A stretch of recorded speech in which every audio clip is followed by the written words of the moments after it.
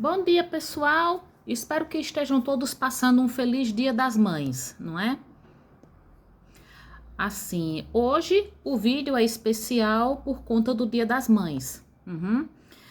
Assim, a gente sempre tem aquela ideia da mãe como uma figura divina, a Sagrada Família, né? Principalmente porque Maria, a mãe de Jesus, ela se tornou o símbolo do Dia das Mães. Hoje mesmo eu vi no grupo do WhatsApp da minha família, a família do meu pai, que a família do meu pai é católica, né? Uma imagem de Maria e Jesus. É uma coisa que eu tenho visto desde criança, né? No Dia das Mães, a gente sempre tem aquela imagem de Maria com Jesus, que a Imaculada Conceição, que ela deu à luz sendo virgem. Alguns dizem que ela permaneceu virgem até o fim da vida. Mas outros dizem que depois do nascimento de Jesus, ela teve outros filhos com José. Que não seria nada errado, já que ela era casada com ele, legalmente casada com ele. E na própria Bíblia, eu vi que mais de uma vez, já que eu já li o Novo Testamento, é mencionado que Jesus teria irmãos. Alguns dizem assim que poderia ser primos, né? Os primos seriam chamados de irmãos. Mas eu acredito que se a história fosse verdadeira, seria mais do que natural que ele tivesse tido outros irmãos. E essa ideia de Maria virgem, né? Porque Maria, assim, ela seria a mulher que ela pisa a cabeça da serpente. Quando Adão e Eva foram expulsos do paraíso, o Deus teria dito à serpente: porém uma hostilidade entre ti e a mulher. Ela te ferirás a cabeça e tu lhe ferirás o calcanhar. E essa ideia de Maria Virgem acabou se tornando um peso para a vida das mulheres, principalmente na Idade Média. A virgindade passou a ser vista como algo sagrado, né? Virgindade era um status. Hoje, é claro, não se dá tanta importância a isso. Mas antes, uma mulher não ser virgem tinha um peso muito grande. Aí era aquela ideia, havia aquela dicotomia. A mulher, o desejo sexual da mulher sempre foi reprimido. A mulher tinha que corresponder àquele ideal da mulher virgem, né? Tinha que ser como Maria, mãe de Jesus, e não Maria Madalena, porque Maria Madalena tinha aquela imagem de pecadora, a pecadora que se redimiu após encontrar Jesus.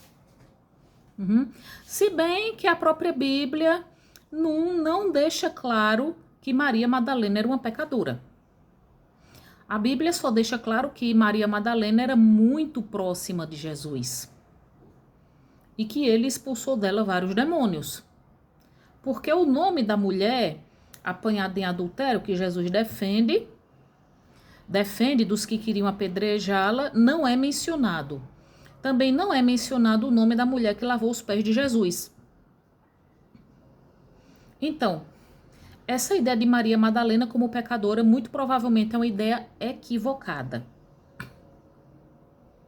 Essa ideia de Maria Virgem e da Imaculada Conceição acabou se tornando um peso muito grande para as mulheres. Assim que elas ficavam com aquela ideia de que tinham que ser virgens, tinham que ser puras como a Virgem Maria. Agora, outras religiões, né, aceitam a ideia de que Maria teve outros filhos após o nascimento de Jesus. As testemunhas de Jeová admitem que Maria, com certeza, após ter tido Jesus, teve outros filhos com José, que foram concebidos de forma natural. O que não seria errado, já que ela era legalmente casada com ele. Assim, no catolicismo, ela é bastante exaltada. Embora, estranhamente, ela apareça muito pouco na Bíblia. Ela, assim, aparece, né, na Anunciação, quando o anjo Gabriel vai anunciar que ela vai ter um filho que será obra do Espírito Santo.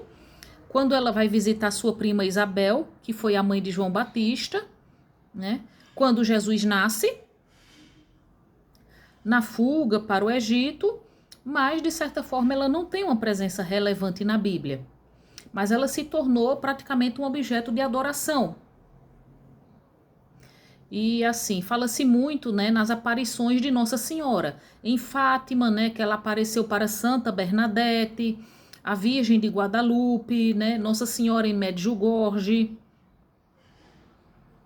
Embora muitos ateus e assim cristãos evangélicos, eles contestem essas aparições. Eles dizem que, veja bem, é um fato a se observar que Nossa Senhora só aparece para católicos. Uma coisa, assim, não faz muito tempo, né, o Papa Francisco, ele esteve em Fátima, né, na canonização de Francisco e Jacinta. Olha o que é que a gente pode notar em comum. A Nossa Senhora de Lourdes, ela apareceu para Santa Bernadette, que era uma jovem camponesa analfabeta e muito devota. E ela também apareceu em Fátima para 3 pastores, 3 crianças que eram pastores, devotos e ignorantes. Nossa Senhora só aparece para pessoas católicas, devotas e ignorantes. E só aparece isoladamente, ela nunca aparece para uma multidão. Na história de Nossa Senhora de Fátima, não foram poucos os padres e ex-padres que disseram que aquilo foi uma farsa e que aquelas crianças foram usadas e manipuladas. Não foram poucos, muitos padres afirmam categoricamente que aquilo foi uma farsa. E que devido à tortura psicológica que aquelas crianças sofreram, Jacinta e Francisco morreram, né, de desnutrição por conta de jejum, e que Lúcia foi convenientemente trancada num convento.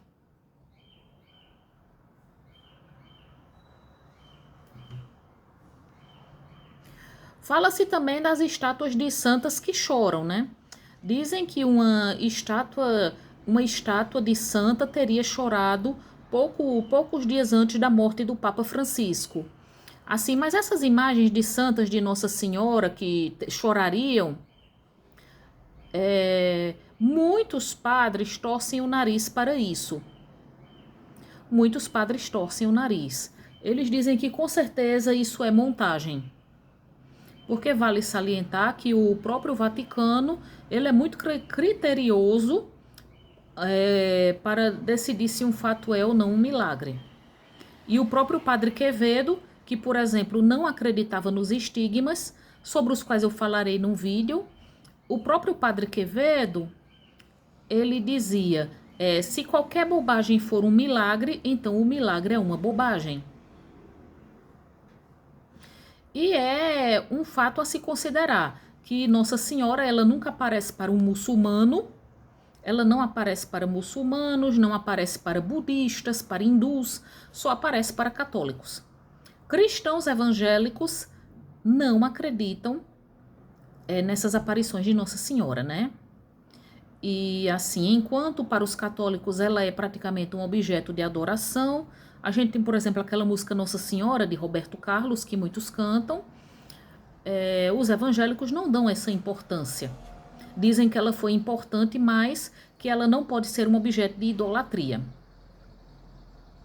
Um outro fato a considerar é essa história da Mãe Virgem, que concebe um filho que será um menino Deus de forma sobrenatural. Já que muitos afirmam que Jesus Cristo, na verdade, é uma recriação de mitos pagãos. Veja, o culto à Mãe Virgem é muito antigo, mais antigo do que o cristianismo. Além de Jesus Cristo, que se diz que ele nasceu em 25 de dezembro, Horus nasceu em 25 de dezembro. Era filho da deusa Ísis. esposa de Osíris. E Horus também foi concebido de forma sobrenatural, em 25 de dezembro.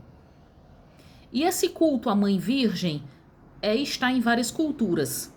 Está na cultura celta, da Grande Mãe ou da Mãe Terra, em culturas africanas, asiáticas e pré-colombianas. A ideia da mãe como uma figura sagrada é antiquíssima. Várias civilizações antigas assim cultuam a imagem da deusa mãe. Enfim, um ótimo domingo para todos e tenham todos um feliz Dia das Mães.